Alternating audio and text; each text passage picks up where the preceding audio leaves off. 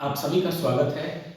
आइए आज हम सब बात करते हैं इस सामाजिक भेदभाव, ऊंच नीच या दुख सुख से परे सत्य की खोज में निकले आदरणीय संतोष त्रिपाठी जी से, जिन्होंने आध्यात्म के क्षेत्र में महारत हासिल किया है, दर्शन शास्त्र के ज्ञाता और अपने जीवन में तमाम उतार चढ़ाव, सुख दुख का अनुभव करने वाले, और एक पुस्तक का भी इन्होंने विमोचन किया है, लिखा है, खुद एक लेखक रहे हैं, इस पर अपने विचारों को प्रस्तुत किया है और तमाम लोगों ने उसे बहुत स्वीकारा है, प्रेम स्नेह दिया है और उससे जुड़े हैं और अपने जीवन को सार्थक बनाया है।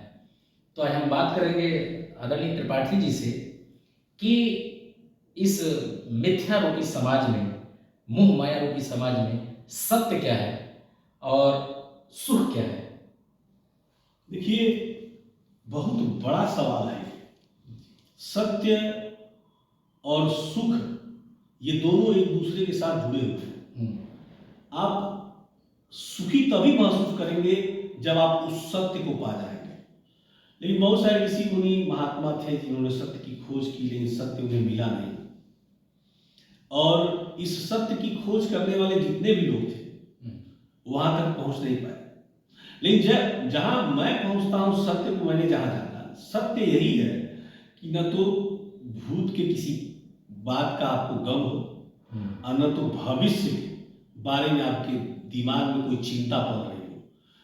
अगर ऐसा मनोभाव लेके अगर आप रहते हैं सदैव, यानी आप जिंदगी को पूरी तरह से जीते हैं, जैसे नींबू पूरा निचोड़ दिया जाए वैसे जिंदगी का हर पल आप पूरा निचोड़ लो, तो वही पूरा सुख आप ले पाते हैं। और अगर ऐसा आप कर रहे हैं तो समझिए जीवन का यही सत्य है, और हर व्यक्ति को इसी तरह से जीवन को सत्य के रूप में लेना चाहिए। जैसा कि आपके पुस्तकों का अध्ययन मैंने भी किया है और उस पर मैं आपसे कुछ प्रश्न पूछना चाहता हूँ जी। कि आपने लिखा है ये चारवाक दर्शन के बारे में, जिसने मुझे भी बहुत प्रभावित किया और निश्चित तौर से हमारे जो दर्शकगण हैं, श्रोतागण हैं, वो भी इससे प्रभावित होंगे और अपने जीवन को सार्थक बनाएंगे।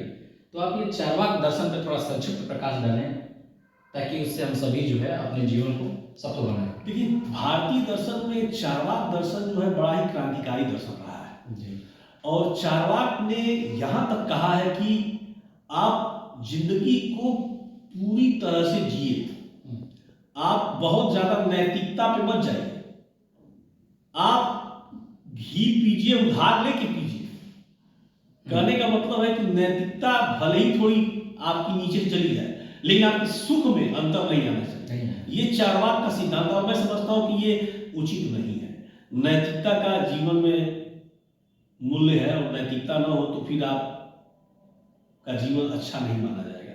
जीवन में सुख लेना जरूरी है, सुख के लिए अनैतिक कार्य करना ये ठीक नहीं। इसलिए मैं चारवाक दर्शन से संतुष्ट नहीं हूँ। अच्छा, ठीक है। दूसरी बात करते हैं, जैसा कि आप सभी लोगों ने सुना और इस पर आप लोगों का विचार भी मैं चाहूँगा कि मेरे आगे भविष्य में, कि सब ने बताया कि चारवाक दर्शन से वो प्रभावित हुए, लेकिन जो उनकी विचारधाराएं हैं, जो आधारशिलाएं हैं, वह जो है उनसे पूरी तरह संतुष्ट नहीं है, क्योंकि किसी को दुख देकर, अनैतिक कार्यों में लिप्त होकर हम उस मार्ग को कैसे अपना सकते हैं, कैसे सुख की अनुभूति कर सकते हैं। तो आइए, इसके दूसरा जो पक्ष है वो है सत्य की खोज। तो जानते हैं आदरणीय संतोष त्रिपाठी सर से कि इन्होंने अपनी पुस्तकों के माध्यम से या हम सभी लोगों को क्या बताना चाहते हैं इसकी सत्य के बारे में, कि सत्य क्या है और सत्य की खोज में आदमी कैसे जो है अपने मार्ग को प्रशस्त करे और वास्तव में सत्य है क्या, उसके बारे में जो है हमारे दर्शकों को बताएंगे। एकमात्र सत्य है जीवन के छोटी छोटी जो खुशियां हैं उनके साथ अपने आप को जोड़ लीजिए। जितनी भी छोटी छोटी खुशियां हैं, जैसे छोटे बच्चे के साथ खेलना, आप वहां अपने आप को जोड़ लीजिए। जैसे गमले में पौधा लगाया, आप वहां से अपने आप को जोड़ लीजिए। आप पेड़ पर से कोई फल तोड़ते हैं, आप वहां से आप अपने आप को जोड़। ये जितने छोटे छोटे काम हैं जहां से आपको खुशियां मिलती हैं, ये काम अगर इन कामों के साथ अपने आप को जोड़ लेते हैं तो जो खुशी मिलती है आपको, वो खुशी आपको कहीं और नहीं मिलेगी। और यही सत्य भी है। सत्य क्या है? सत्य है कि हम खुश रहें, सुखी रहें, और सुखी रहने का ये आधार है कि आप हर उस चीज को करें जिसमें आपको सुख मिलता है। तो वर्तमान जो समय है, प्रतिस्पर्धा का समय है, भौतिकवादी युग है, और भौतिक संसाधनों के पीछे न सिर्फ हम सभी बल्कि पूरा ये विश्व, एक तरह से कहा जाए भौतिक सुख या संसाधनों के पीछे जो है दिन रात एक कर दिया है और अपने वास्तविक सुख को भूल गया है। तो क्या हम इस भौतिकवादी संसार में छोटी छोटी खुशियों को बिना इसके उस खुशी को अनुभव कर सकते हैं? थोड़ा मैं इस पे आपसे संक्षिप्त प्रकाश डलवाना चाहता हूँ या इस पर विचार रखना चाहता हूँ कि भौतिक संसाधनों के साथ ही हम सुख की अनुभूति कर सकते हैं या सुख हमारे अंदर निहित है?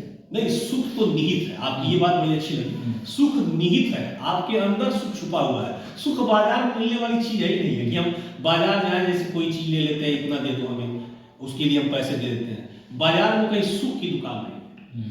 सुख की दुकान तो अंदर है, आपके अंदर है, और वो सुख आपके अंदर से आता है। तो उसके लिए कोई जरूरी नहीं है कि आप भौतिक चीजों को अपने आसपास रख लें, आपके पास विलासिता की सारी चीजें मौजूद हो तभी सुखी होंगे। क्योंकि अगर ऐसा होता तो कोई बड़ा अधिकारी सुसाइड नहीं करता, कोई बड़ा नेता सुसाइड नहीं करता। यानी एक बात तो तय है कि विलासिता की चीजें आपको सुख नहीं दे सकती। तो सुख जो है वो अंदर ही निहित है और आपको वही उसको खोजना पड़ेगा। तो त्रिपाठी जी से अंतिम सवाल ये पूछा जाएगा कि क्या जो है हमें सुख प्राप्त करने के लिए, सत्य को प्राप्त करने के लिए जो है इन भौतिकवादी जीवन को अपनाना होगा, या जैसे जो है जो लोग भोग विलासिता में लिप्त हैं, जैसे धन के पीछे, अचल संपत्ति के पीछे, और आपस में एक दूसरे से जो द्वेष घृणा की भावना आ रही है, इसका कारण क्या हो सकता है? आदमी कैसे इन सब चीज़ों से अपने आप को जो है अलग करे, अलग थलग करे, और कैसे जो है सुख का अनुभव करे? जैसे सुख का अनुभव करने का मतलब यह है कि अगर आप सुखी हैं तो अपने आप परिवार को सुखी रखिए, आप अपने आसपास जो लोग हैं उनको सुखी रखिए। सब लोग को अगर आप सुखी रख पा रहे हैं, इसका मतलब कि आप किसी का दिल नहीं दुखी कर रहे हैं, और किसी का दिल दुखी नहीं करना ये आपकी सफलता है। और इस मायने में आपको सुख ही सुख मिलना है। अगर आप किसी को प्रताड़ित करते हैं या किसी को तकलीफ पहुंचाते हैं तो अगले का जो आह है, जो तकलीफ आपने दिया उसकी आह आपको लगती है, और ये बिल्कुल वैसे ही जैसे साइंस में रिफ्लेक्शन होता है, ठीक वैसे ही ये काम करता है। जैसा आप देंगे वैसा आप पाएंगे, तो वो चीजें आपके सामने आती हैं। तो फिर आपके जीवन में न कलह रहेगा, न ईर्ष्या रहेगी, न द्वेष रहेगा, अगर आप केवल सुख ही बांटते रहे। तो त्रिपाठी जी, अंत में मैं यही कहना चाहूँगा, मैं तो बहुत सारे प्रश्न लेकर आया हूँ, हमारे दर्शक और श्रोतागण ये चाहते हैं कि हम ढेर सारे प्रश्न से पर जो है आपसे बातचीत करें, लेकिन समय अभाव होने के कारण हमने जो मुख्य चीज़ें ही रखी, और बहुत अच्छा लगा इस छोटे से मुलाकात पे जिससे हमने आपके विचारों को सुना। और निश्चित तौर से सिर्फ मैं ही नहीं, जितने लोग भी सुन रहे हैं, देख रहे हैं, आपकी इन बातों से बहुत प्रभावित होंगे और उसको अपने जीवन में धारण करेंगे। आपका जो सुख की परिभाषा, सत्य की खोज। तो बस आज के लिए इतना ही। आप सभी लोगों का दिन शुभ हो। धन्यवाद। नमस्कार।